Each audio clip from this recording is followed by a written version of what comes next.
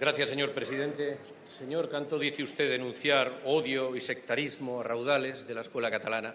Yo lo que he visto es que usted ha vertido aquí odio y sectarismo a raudales en su discurso y también en el del otro día.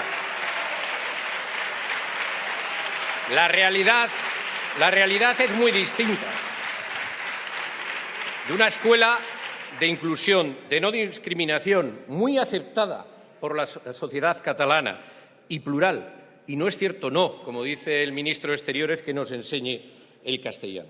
Decía usted ayer, señor Cantó, la semana pasada, que hemos de crear seres libres y autónomos que tengan el derecho a decidir qué quieren ser, qué quieren pensar, en qué quieren creer. Y yo estoy de acuerdo absolutamente. El problema es que usted no puede aceptar que otros libremente piensen de manera distinta a usted, que sientan su identidad diferente, que sean diferentes. Porque, mire, ni el nacionalismo catalán ni el nacionalismo vasco nacieron en la escuela. Sí lo hizo el nacionalismo español. Sí lo hizo el nacionalismo español en el siglo XIX. Sí, a través de la escuela, y ahora voy a entrar en ello. Pero fíjese, la escuela influye en ideologizar cuando vemos que las mayorías nacionalistas se mantienen más o menos estables en un lugar y en otro. Y han pasado ya 40 años, desde que se tienen las competencias de educación. Oiga, también las personas que fueron a votar el día 1 de octubre, que tenían 80 años, que tenían 70, 60, también esas han sido ideologizadas por la escuela catalana. Usted dice que la historia es la materia prima de la que se nutren las ideologías nacionalistas, étnicas y fundamentalistas. Hacía una cita. Claro, usted lo que pasa es que usted cree en su historia de la España sagrada, en sus mitos. Para usted no es un problema y debería ser eso lo que se enseñara, de don Pelayo al Cid, Pizarro Cortés y la División Azul, y estaría genial. Pero claro, a usted no le interesa que se cuenten las cosas como se tienen que contar. Y es que antes de la Revolución Francesa y antes del 19 había una división de países dentro de una corona, pero con diferentes lenguas, con diferentes parlamentos, con diferentes derechos. Sí. Y, por ejemplo, ¿la bandera española de cuándo es? Porque ¿la bandera española de cuándo es? ¿Desde cuándo es bandera española? No, sí, dígamelo, ¿desde cuándo es? ¿Desde hace 500 años? Sí, señor Esteban, un segundo, por favor. Señor Esteban, un segundo. Sí. Ya le daré la palabra. Señorías, les recuerdo que este es el Congreso de los Diputados. Y parecería, por algunas actitudes que estoy viendo, que no se parecen nada a la Cámara de Representación de los Ciudadanos. Continúe, señor Esteban. Pues eso, el primer rey de España con tal título, Amadeo de Saboya, finales del 19. Eso no sé si se enseña en la escuela española, en general. El otro día dijo una cosa que me dejó impresionado durante la interpelación. Un gobierno catalán, dijo, que gobierna para los García, Martínez, López, Sánchez, Rodríguez y Fernández, y así hasta los 33 apellidos más comunes en Cataluña, que sin embargo están gobernados por un gobierno que está formado por los Mas, Romeva, Turull, Puigdemont, Junqueras, Forcadell y la madre que los parió. Bueno, se lo dice el señor Esteban Bravo. Es usted un racista y un sectario. Un racista y un sectario. Impresionante, impresionante.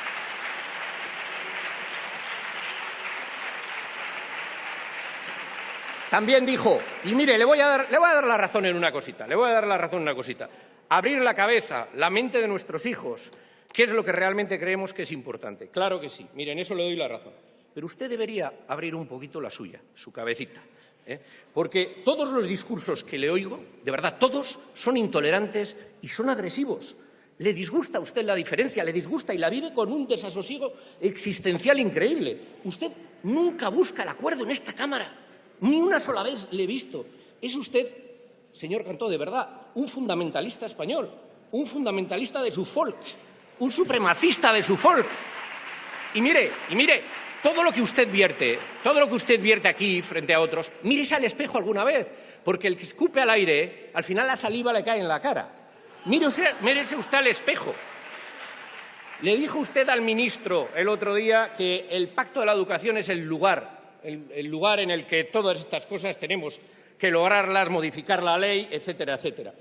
Hombre, con esas ideas ustedes no quieren ningún pacto, ustedes no quieren ningún acuerdo, ustedes quieren la imposición. ¿Llegaron a un acuerdo de mayoría de votos? Sí. Pero con nosotros quieren hablar. ¿De verdad que quieren hablar con esa actitud? Yo estoy dispuesto a hablar con usted y con todos.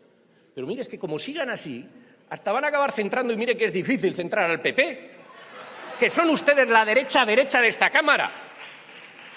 Es increíble. Ha hecho usted un discurso y habla del pacto de educación para no acordar. Y acabo, señora presidenta, y acabo. Si no es capaz de hacer amigos en la Cámara, ¿cómo puede hacerlos en el pacto de la educación? Yo, de verdad, se lo digo de verdad, le compadezco, porque vivir con esa actitud más propia de Torquemada debe ser una angustia vital. Nada más y muchas gracias.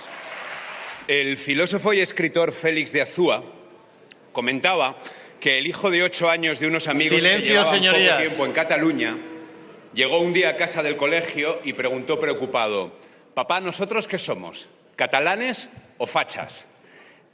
Esta anécdota me parece muy ilustrativa porque muestra a las claras varias de las aristas que tiene el problema. En primer lugar, nos muestra claramente lo que es el problema del que estamos hablando ahora. Señorías, estamos hablando de abuso intelectual de menores, de la traición que supone que algunos de aquellos a quienes entregamos a nuestros hijos, los que deben velar porque nuestros hijos aprendan a pensar, se dediquen a decir a nuestros hijos qué pensar. En segundo lugar, el supremacismo, la creencia de que un grupo, ellos, son mejor que otros, que nosotros, catalanes o fachas. Y en tercer lugar, esa peligrosa noción de que existe un pueblo, un folk, la gente de Podemos, que parece que además gusta especialmente a podemitas y a nacionalistas, que tiene una unanimidad absoluta, en la que todos piensan lo mismo, algo que a nosotros, desde luego, nos parece aterrador, que además borra y condena a la inexistencia a todo el que no piense igual. Estos días hemos visto a menudo cómo estos señores, bienvenidos por cierto, el otro día decíamos que íbamos a proponer quitarles el sueldo si no venían, pero les anuncio desde ya que no vale venir al final. Hay que venir toda la tarde, si no, no cuenta. Borra, condena a la inexistencia a todos aquellos que no piensan como ustedes creen que se debe pensar, a los que no somos independentistas. Es lo que decía, por cierto, la señora Forcadell, cuando decía que un partido como Ciudadanos no es un partido catalán, es un partido español en Cataluña. Bueno, a eso me refiero.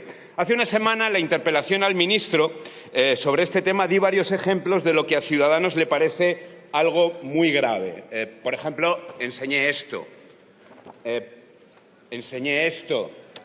también, pero podría haber enseñado muchísimas otras cosas, porque hablando de cómo esto se extiende a Baleares o a la Comunidad Valenciana, podría haber enseñado esto también. En esa interpelación recordábamos al Partido Popular y al Partido Socialista cuál es su responsabilidad en todo esto, cómo han permitido que lleguemos a esta situación, cómo siguen negándose a utilizar las herramientas que sí que poseen para impedir el problema del adoctrinamiento, por, en definitiva, su acomplejada forma de tratar con el nacionalismo, por cómo llevan pactando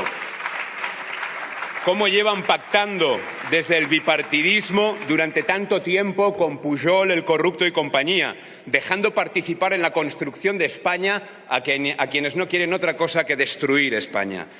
Por desgracia, señorías, parece que hoy nos vamos a quedar solos con esta propuesta.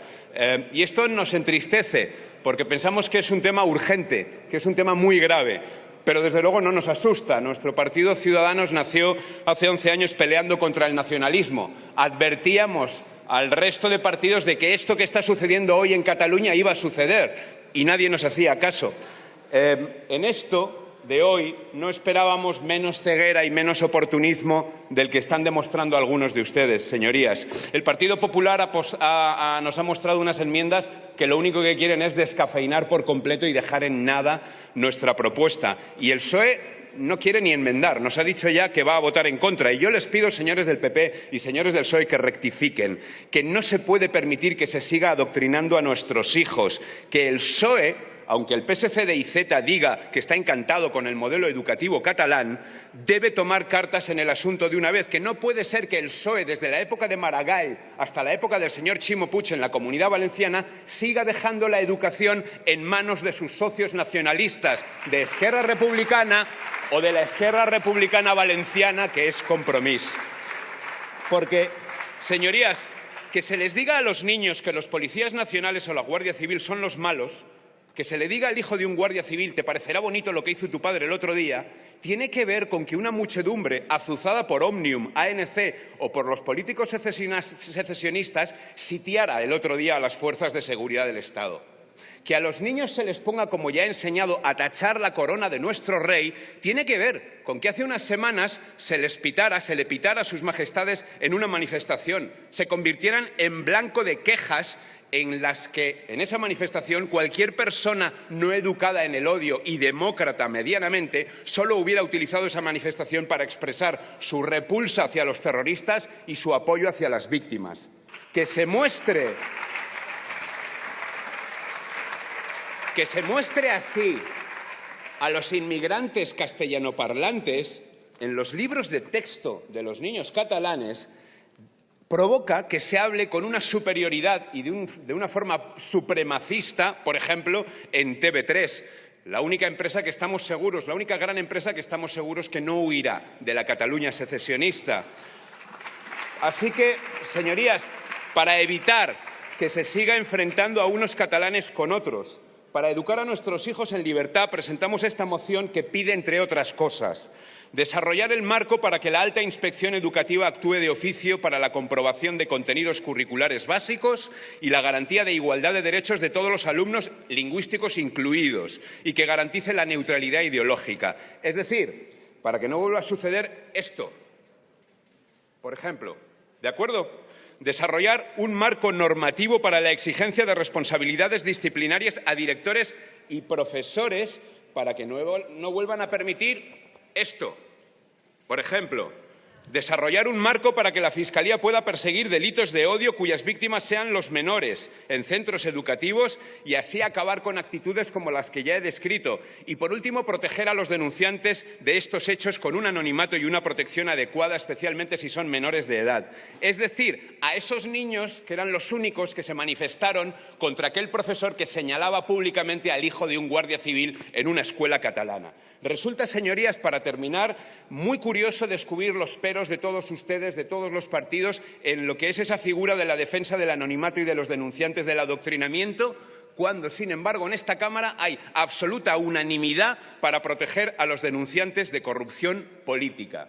Señorías, mal vamos si no empieza a preocuparnos de igual manera la corrupción intelectual de nuestros hijos, es decir, nuestro futuro, que la corrupción que afecta a nuestra administración o nuestra economía. Recordaba, para terminar, presidente, el otro día aquella frase de Escotado que decía que un país es rico no por su petróleo o sus diamantes, sino por su educación y especialmente, señalaba él, por su enseñanza a respetar al otro. Cataluña, cada vez más partida, cada vez más enfrentada por el gobierno secesionista de los de allá arriba, necesita un cambio para dejar de empobrecerse, no solo por la huida de sus empresas, también por quienes quieren enseñar a nuestros hijos qué pensar. Necesitamos, y acabo, que nuestros hijos desarrollen un pensamiento crítico, herramientas para que cuando vean que Mas dice esto, que ningún banco se va a ir de la Cataluña secesionista, lo que tienen enfrente es un trilero, es un tahúr. Y que cuando vean a una persona como esta, Albert Boadella, sepan que no es un facha,